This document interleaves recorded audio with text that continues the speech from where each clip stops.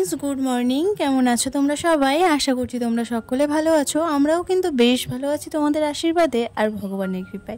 आज होच्छे मंगलबार और एखन घड़िर समय होच्छे दुपुर 1टा।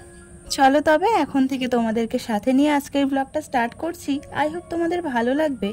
सम्पूर्ण भिडियोटा जुड़े आमार साथे थाकार अनुरोध करछि। तोमरा कालकेई देखले ना आमरा बाड़ीते आसलाम। हाँ गो बाड़ीते एसे आबारो तार परेर दिन बेरोচ্ছি মানে সোমবার দিন বাড়িতে এসেছি। আজকে হচ্ছে মঙ্গলবার, তো আজকে হচ্ছে যাব মাটিয়া মন্দিরে, যে মন্দিরে আমি সবসময় গিয়ে থাকি, তোমরা আগেও দেখেছো। তো সেই মন্দিরে যাওয়ার জন্যই রেডি হয়ে নিলাম। আর অয়নকে নিয়ে যাব না, আমরা তিনজনে যাব। দেখি রাত্রের মধ্যে চলে আসা যায় কিনা। কালকে তো আবার রাধাষ্টমী, বাড়িতে এসে একটু পুজো টুজো দিতে হবে, তো তারও একটু কিছু বাজার করতে হবে। তাই চলো আমরা কিন্তু বেরিয়ে পড়লাম মন্দিরের উদ্দেশ্যে।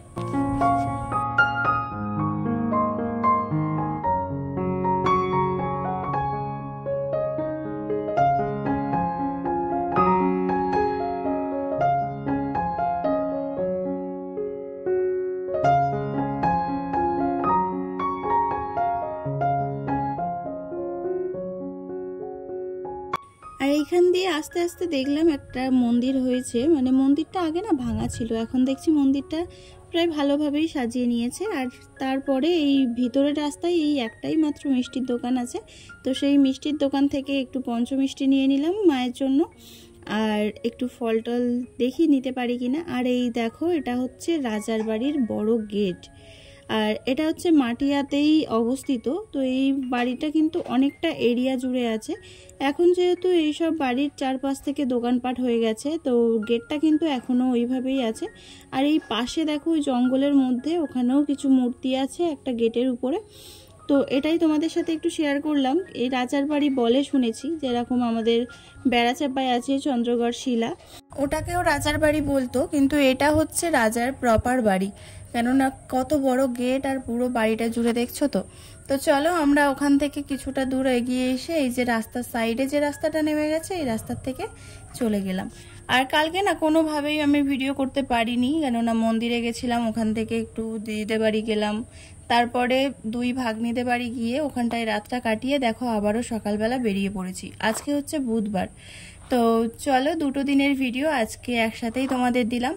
তো বাড়িতে এসছি কিছু ফল টল কিনে নিয়ে, বললামই যে ফল টল কিনে নিয়ে আসতে হবে, তো সেইগুলো কিনে নিয়ে বাড়িতে এসছি। এসে তাড়াহুড়ো করে স্নান টান করে, আর দেখো এই যে লুচি, একটু গাঠি কচু আলু দিয়ে তরকারি করেছিলাম, তারপরে ফল টল বানিয়ে নিয়ে, আর এই যে পিকচারের যে রাধাকৃষ্ণের ছবিটা আছে না, ওই ছবিটাতেই একটু ঘি মধু মাখিয়ে আর একটু গঙ্গা জল দিয়ে একটু স্নান টান করিয়ে নিচ্ছি, কেননা ভিতরে যে মূর্তিটা আছে ওটা মাটির মূর্তি, তো ওই মূর্তিতে তো স্নান করানো যাবে না, ওই জন্য এই পিকচারেই করে নিচ্ছি। আমি মন্দির থেকে শুনে এসেছিলাম, তো বললো এইভাবে করানো যাবে, ওই জন্যই করে নিয়ে চরণে একটু চন্দন তুলসী পাতা দিয়ে দিয়েছি, দিয়ে একটু ফুল দিয়ে আর সাজিয়ে রেখেছি। আর ওদিকে আমি একটু রাধাষ্টমীর ব্রত কথা পড়ছিলাম, তারপরে ভগবত বই ছিল, তো সেই ভগবত বইটাই একটু পাঠ করছিলাম। আর তোমাদের দাদাভাই ভিডিও করছিল। বাইরে দেখো তুলসী গাছটা কিন্তু বেশ ভালোই বড় হয়েছে। আর চলো আমার কিন্তু পুজো টুজো সব দেয়া কমপ্লিট হয়ে গেছে। আর এই যে রাধাকৃষ্ণকে কিন্তু আজকে অন্যরকমই দেখতে লাগছে।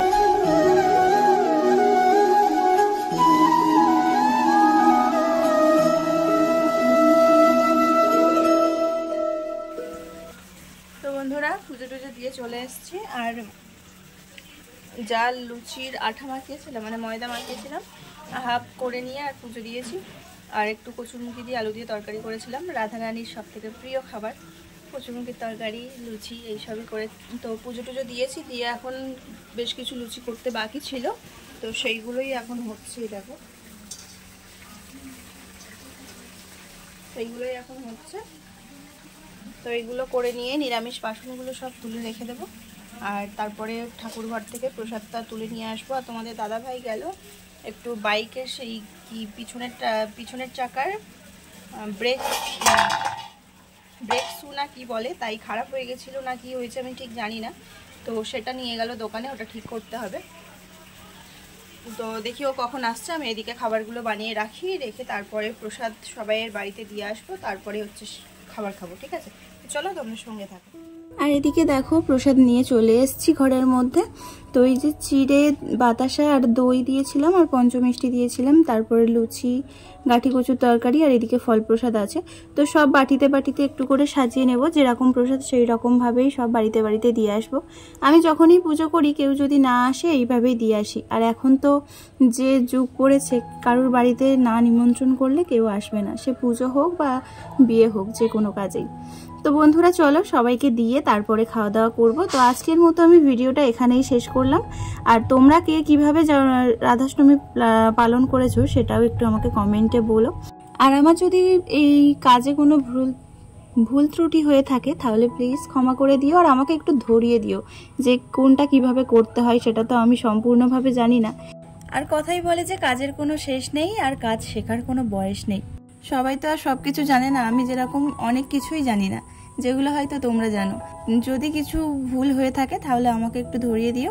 দেখো আমার সমস্ত প্রসাদ সাজানো হয়ে গেছে, একটা ডেস্কিতে নিয়েও নিয়েছি। আর বাকি যে প্রসাদটা আছে সেটা একটু এই যে এক ধারে করে ঢাকা দিয়ে রাখলাম। চলো সবাই বাড়িতে দিয়ে আসি। আর আজকের ভিডিওটা কেমন লাগলো অবশ্যই কিন্তু কমেন্টে জানাবে। আর যারা এখনও আমার চ্যানেলটাকে সাবস্ক্রাইব করোনি তারা প্লিজ সাবস্ক্রাইব করে আমার পাশে থেকো। টাটা।